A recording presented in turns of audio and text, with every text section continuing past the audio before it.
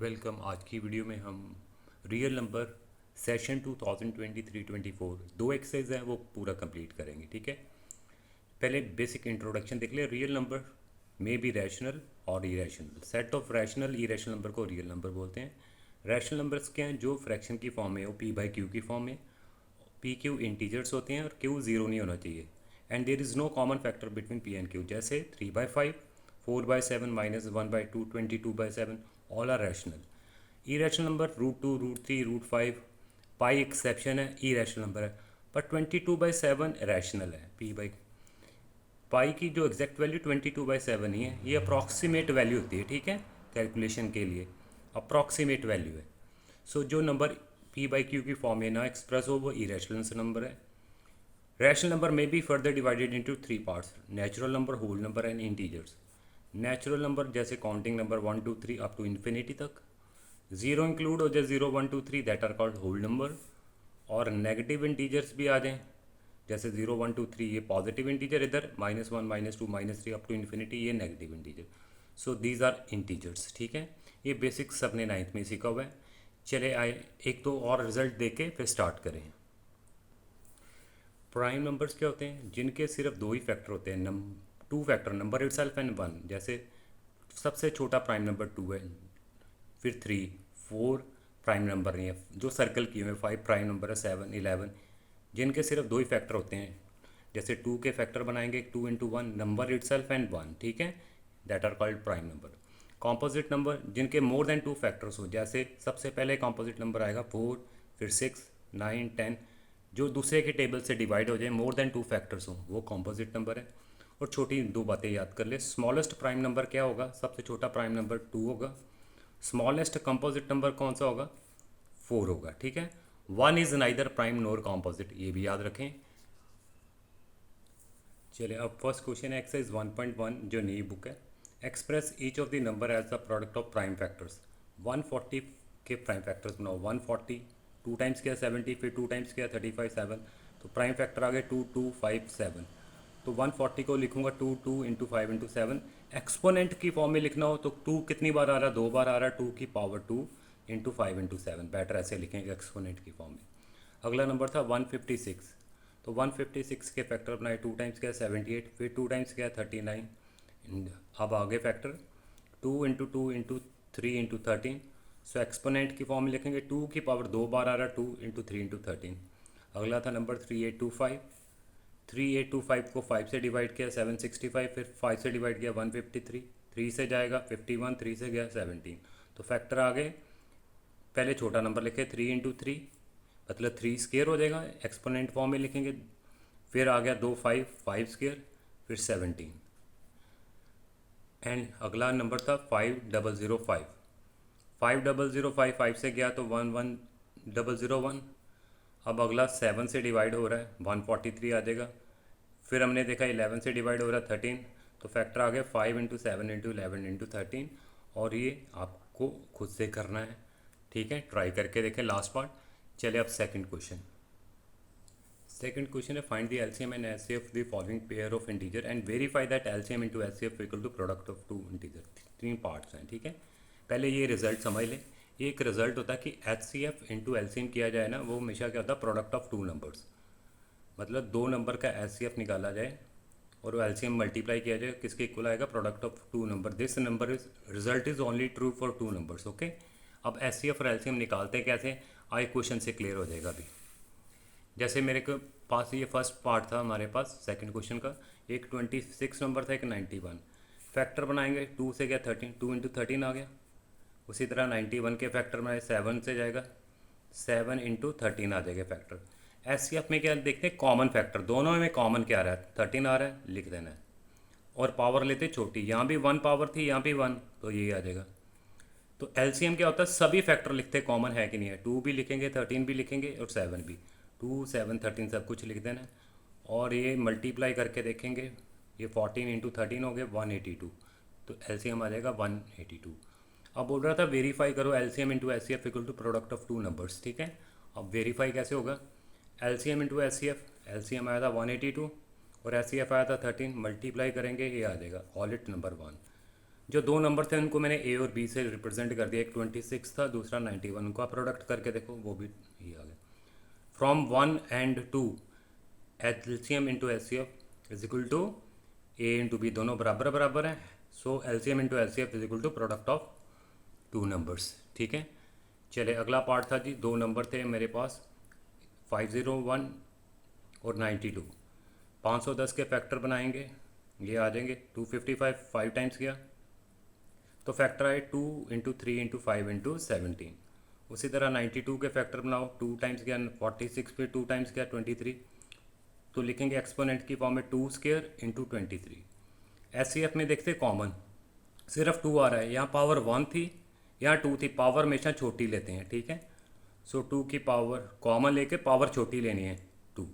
सो LCM में क्या होता है, सभी फैक्टर लिखते हैं 2 3 5 17 23 सब कुछ लिख देना 2, और पावर लेते हैं बड़ी। यहाँ 1 पावर थी, यहाँ 2 थी, तो 2 की पावर 2 चलेगी। ठीक है, तो इनको मल्टीप्लाई करके देखें, ये आ जाएगा 23460, ये आ गया एलसीएम। अब वेरीफाई भी करना था, वेरीफाई कैसे होगा, एलसीएम इंटू एचसीएफ। देखो जी, एलसीएम ये आया था, एचसीएफ आया था 2, ये आ जाएगा। तो दोनों नंबर्स को मल्टीप्लाई करके देखो, दोनों नंबर थे 510 एंड 92, मल्टीप्लाई करेंगे ये आ जाएगा। फ्रॉम 1 एंड 2 दोनों सेम आ गए, LCM into HCF equal to product of two numbers. I hope clear है। चलिए थर्ड पार्ट। थर्ड पार्ट था जी 336 नंबर ए था, दूसरा 54 था। 336 के फैक्टर बनाएंगे, ये आ जाएंगे आपके पास 2 की पावर कितनी आ गई 1 2 3 4, 2 की पावर 4 इंटू 3 इंटू 7। 54 के फैक्टर्स बना के देख लें, 2 इंटू 3 की पावर 3 आ गया। एचसीएफ में क्या लेते हैं, जो कॉमन है 2 3 लिख देने, और पावर यहाँ पे 4 थी, यहाँ पे 1 थी, जो छोटी पावर वो आएगी। यहाँ 3 की पावर 1 थी, यहाँ 3 थी, छोटी पावर लेनी है। सो 2 इंटू 3 इक्वल टू 6 एचसीएफ आ जाएगा। एलसीएम कितना हो जाएगा, सभी लिखते हैं फैक्टर 2 3 7 सब लिखते हैं, पावर बड़ी लेते हैं। यहाँ 4 थी, यहाँ थी बड़ी पावर 4, यहाँ 3 थी, वो लेंगे 2 की पावर 4 मतलब 16, 3 की पावर 3 यानी 27 इंटू 7 मल्टीप्लाई करेंगे, ये एलसीएम आ जाएगा। अब वेरीफाई करना था एलसीएम इंटू एचसीएफ, एलसीएम आया था ये और एचसीएफ आया था ये, मल्टीप्लाई किया तो ये आ जाएगा। दोनों नंबर जो ए और बी थे उनको मल्टीप्लाई करके देखो, 336 इंटू 54। फ्रॉम 1 एंड 2 दोनों सेम आ गए, LCM into HCF is equal to product of two number, science proof. ठीक है, चलिए अब नेक्स्ट क्वेश्चन था third. Find the LCM and HCF of the following integer by applying prime factorisation method. इसी method से LCM HCF निकालना। 3 number थे 12 15 और 21। 12 के फैक्टर बना के देखेंगे जी, 2 इंटू 3 आ जाएगा, 2 स्क्वायर इंटू 3। 15 के फैक्टर 3 इंटू 5, 21 के 3 इंटू 7। एचसीएफ में देखते कॉमन सिर्फ 3 दो से अभी में आ रहा है, सो एचसीएफ इज 3। एलसीएम सब लिखने 2 3 5 7 लिख दें, और पावर लेते बड़ी, यहाँ 2 की पावर 2 थी वो लेने, बाकी हर जगह 1 1 थी वही आ जाएगा। 2 की पावर 2 यानी कि 4 इंटू 15 इंटू 7 मल्टीप्लाई करेंगे 420 आ जाएगा, एलसीएम ये था। ठीक है, सो अगला नंबर था तो 17 23 29 सेकेंड पार्ट। 17 प्राइम नंबर है, 17 इंटू 1 दो ही फैक्टर होंगे। 23 प्राइम नंबर 23 इंटू 1, 29 भी प्राइम नंबर है 29 इंटू 1। सो एचसीएफ जीरो नहीं लिख देना, एचसीएफ कितना आएगा 1 को, अगर सारे प्राइम नंबर्स हों तो एचसीएफ हमेशा 1 होगा। तो एलसीएम सभी फैक्टर 17 23 29 सब लिख देने हैं, मल्टीप्लाई करेंगे 1 1 3 3 9, ये आंसर आ जाएगा जी। और तीसरा पार्ट था जी 8 9 25 25। 8 मतलब 2 क्यूब, फैक्टर बना लेंगे 2 इंटू 2 इंटू 2, 9 3 स्क्वेयर और 25 5 स्क्वेयर। मतलब कुछ भी कॉमन नहीं आ रहा तो 1 होगा, 1 तो सबका होगा ना, तो एस सी एफ इज़ 1 0 नहीं लिख देना। एलसीएम में 2 3 5 सब कुछ लिख देने, जो जो पावर बढ़ी है वो लिख देनी। ये मल्टीप्लाई करेंगे 360 आ जाएगा आपके पास। ठीक है जी, चले नेक्स्ट फोर्थ क्वेश्चन। फोर्थ है जी, given that H C F of this two number 306657 is 9, find the LCM, LCM निकालना है।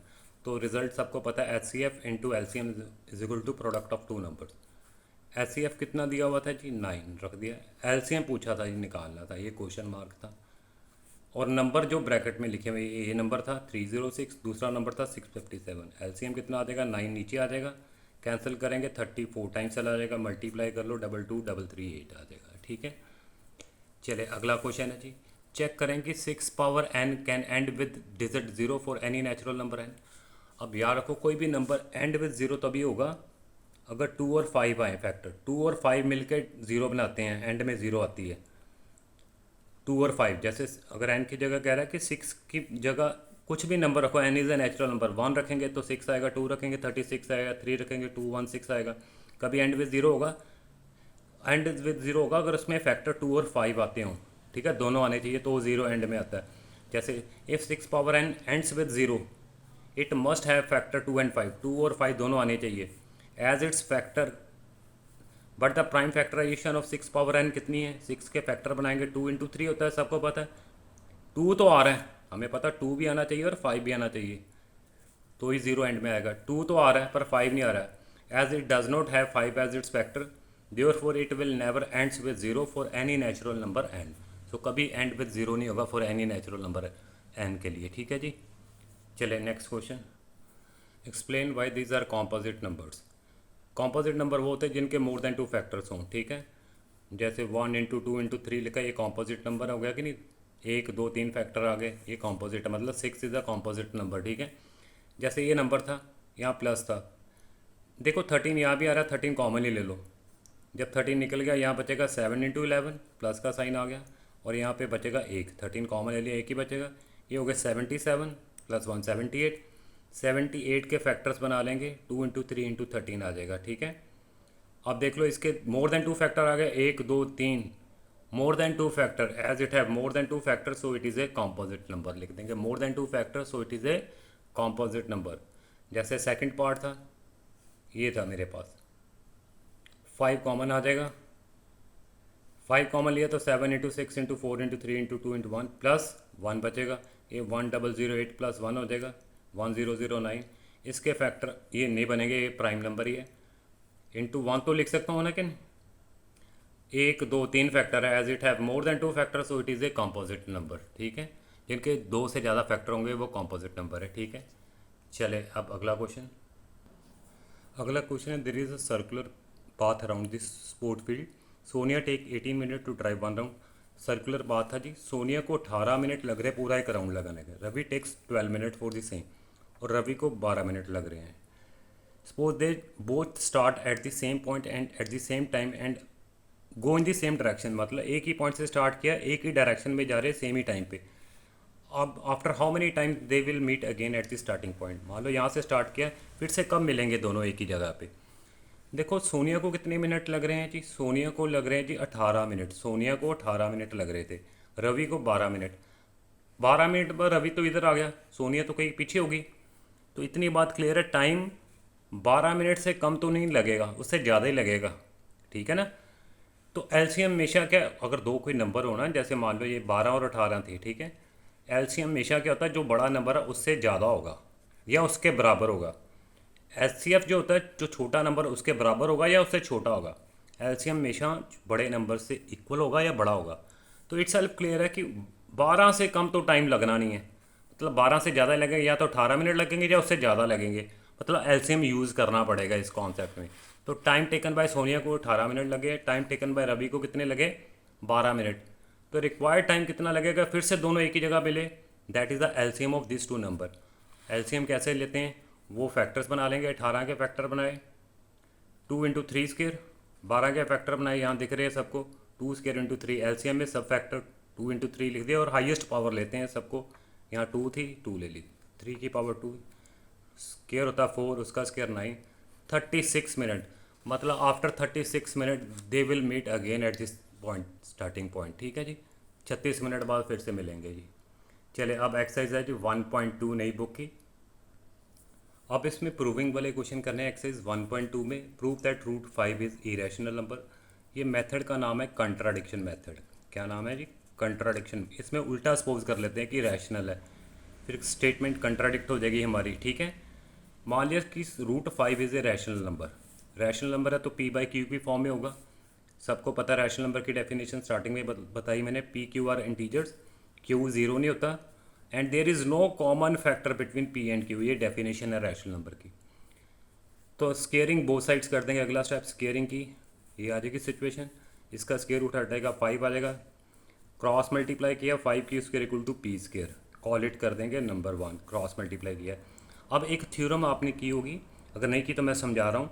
अगर p प्राइम नंबर है ना, p प्राइम नंबर है, p अगर डिवाइड कर रहा है किसी नंबर के स्क्वायर को, तो p डिवाइड करेगा a को भी, then p divides a also. ठीक है, अगर p प्राइम नंबर है, p किसी नंबर के स्क्वायर को डिवाइड कर रहा है a स्क्वायर को, तो p a को भी डिवाइड करेगा।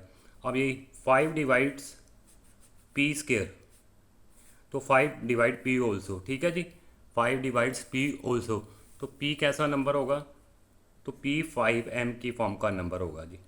अगर p जो है 5 डिवाइड कर रहा है p को, मतलब कुछ क्वोशंट आ रहा होगा m, कुछ भी नंबर आ जाएगा, रिमाइंडर तो जीरो आएगा, पूरी तरह डिवाइड कर, तो p जो होगा वो 5m की फॉर्म का होगा।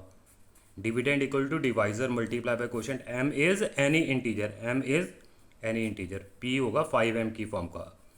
सपोज यहाँ अगर मैं लिखा होता 3 डिवाइड्स p, 3 डिवाइड्स p, तो जो p होता 3m की फॉर्म का होता। ठीक है, चलो p 5m आ गया। अब ये वैल्यू उठा के मैंने नंबर 1 में रख देनी, put in 1, 5q² equal to, यहाँ पे रख दी p स्क्वायर की 5m रख दिया, दिख रहा है सबको।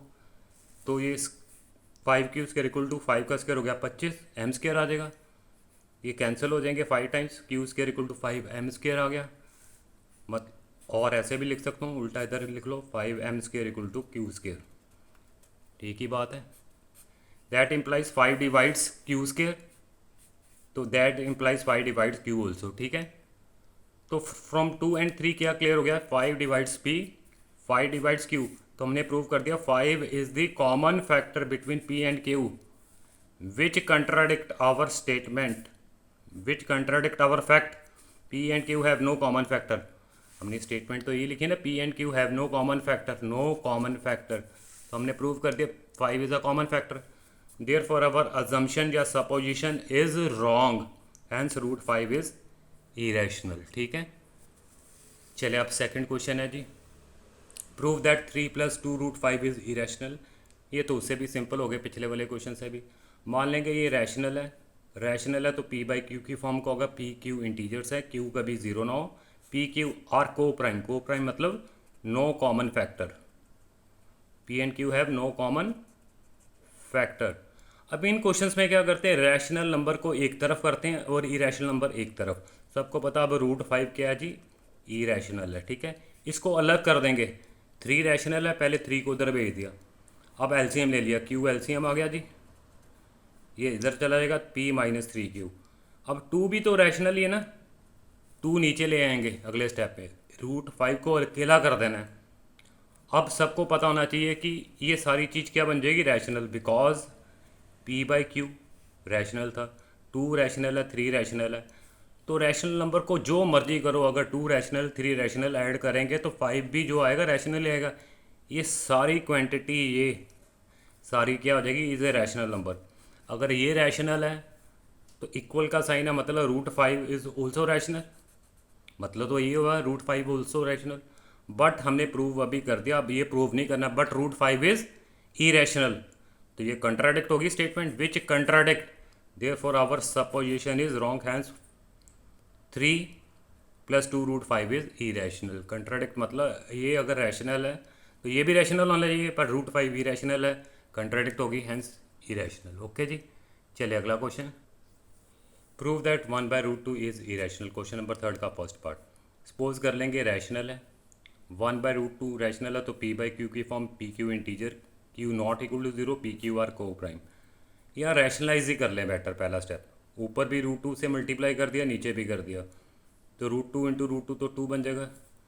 अब इन क्वेश्चंस में क्या करते हैं, रैशनल एक तरफ, इरेशनल एक तरफ, 2 रैशनल था इधर भेज देंगे, 2p/q आ जाएगा।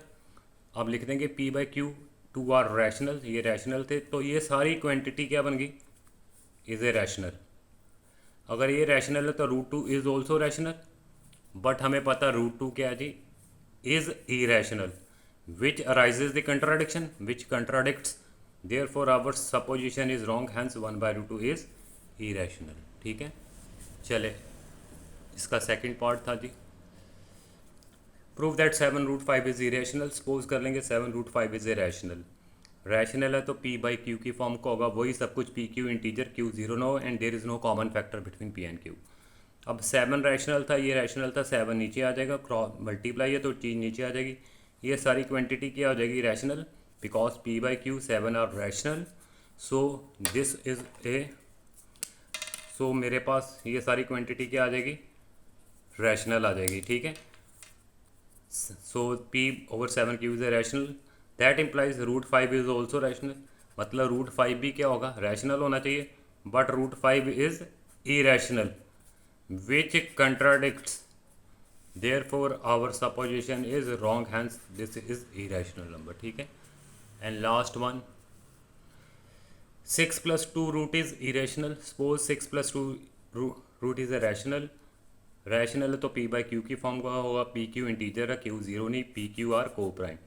अब ये वाला उधर भेज देंगे, रैशनल एक तरफ, एलसीएम ले लिया। अब ये सारी क्वांटिटी रैशनल हो जाएगी, p by q comma 6 are rational, मतलब ये सारी क्वांटिटी रैशनल है। अगर ये रैशनल है तो रूट 2 भी क्या होगा, is also rational, but root 2 is irrational which contradicts, therefore our supposition is wrong, hence 6 plus 2 root is irrational। I hope सबको क्लियर हो गया जी। Within 22 minutes we have completed whole chapter, ठीक है। एक बार रिवाइज करें। Thank you very much.